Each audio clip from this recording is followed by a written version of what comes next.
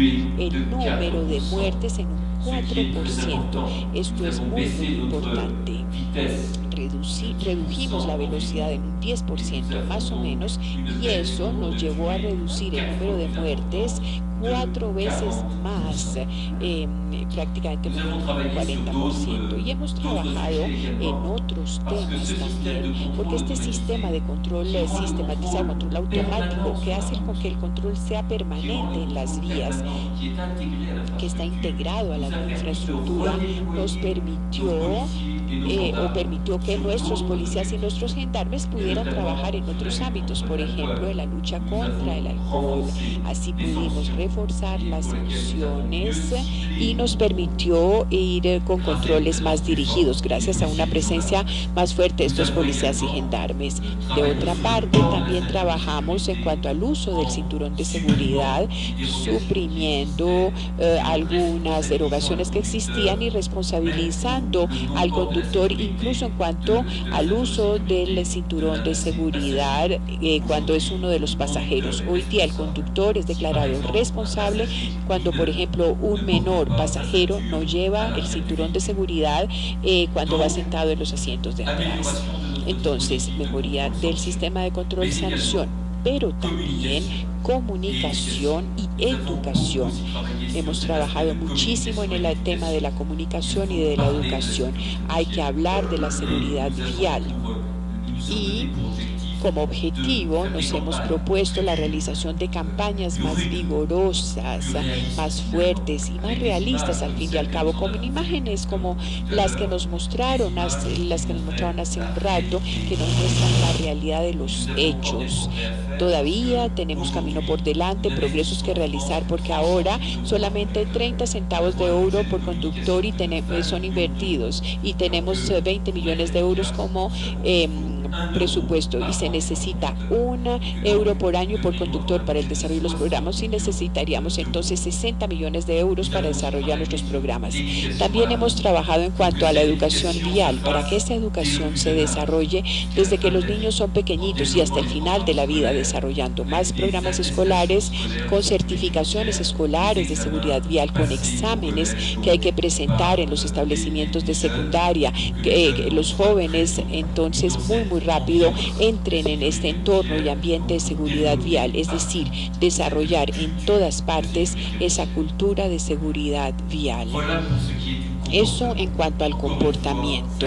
Una vez más, en cuanto al comportamiento, quiero decirles, es ahí donde ganamos muchas vidas humanas. Desde el año 2002, sí, prácticamente ayer, pudimos salvar 12.000, repito, 12.000 vidas de seres humanos. Naturalmente, los progresos pueden ser mayores si trabajamos en cuanto a comportamiento, y en cuanto a vehículos también hemos trabajado para que el limitador de velocidad sea obligatorio en los vehículos, para que los vehículos también vayan equipados con digamos, pilotos que muestren que no llevan las personas no llevan su cinturón de seguridad. Eso es un poco más lento porque se requiere que los fabricantes de vehículos sigan y procedan a instaurar esos dispositivos en los vehículos y toda esta nueva tecnología. Pasemos a la infraestructura. No olvidemos las vías, y lo digo muy claramente, la vía no mata. Uno se equivoca al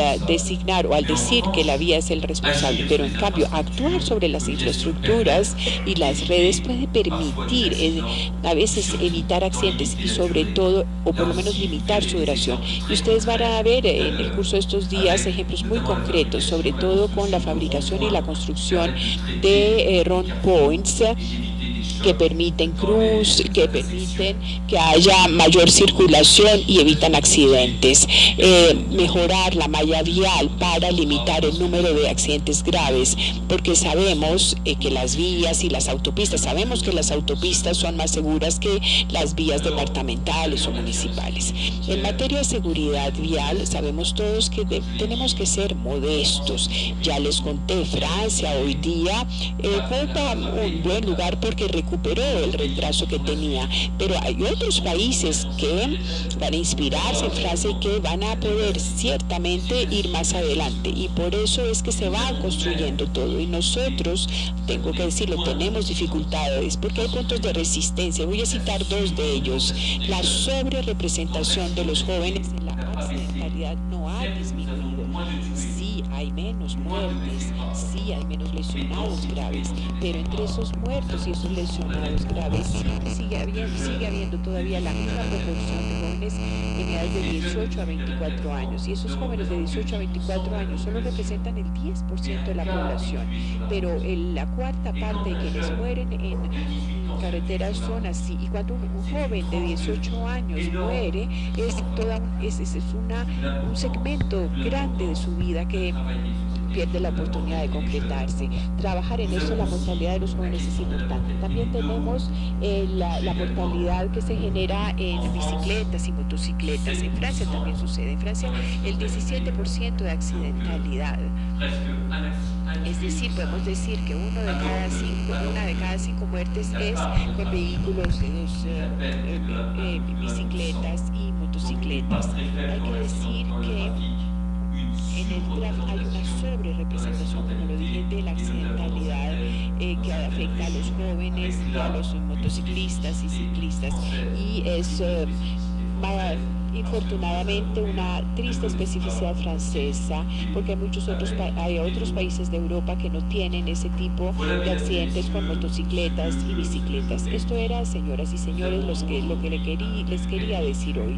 Tenemos actualmente un poquito más de 4.000 muertes, pero hay que pensar en los lesionados. Tenemos más o menos 100.000 lesionados en Francia, 35.000 hospitalizados. Por esa razón seguimos luchando. Por esa razón consideramos que esas cifras pueden reducirse todavía más. Hay países en Europa que tienen una visión cero, un proyecto cero, y algunos de nuestros expertos lo mencionarán más adelante. Claro, no tendremos 0 muertes mañana, pero sí, muy probablemente pronto podremos llegar a los objetivos que nos han sido fijados. El presidente de la República, el señor Sarkozy, estableció como objetivo 3.000 muertes antes de finales de su mandato presidencial, y ese mandato llega hasta dentro de 2 años. Estoy seguro de que podremos obtener, si nos damos los medios que requerimos, que podremos llegar a ese resultado. Eso era lo que les quería decir. Y sencillamente la situación en Colombia es una situación difícil.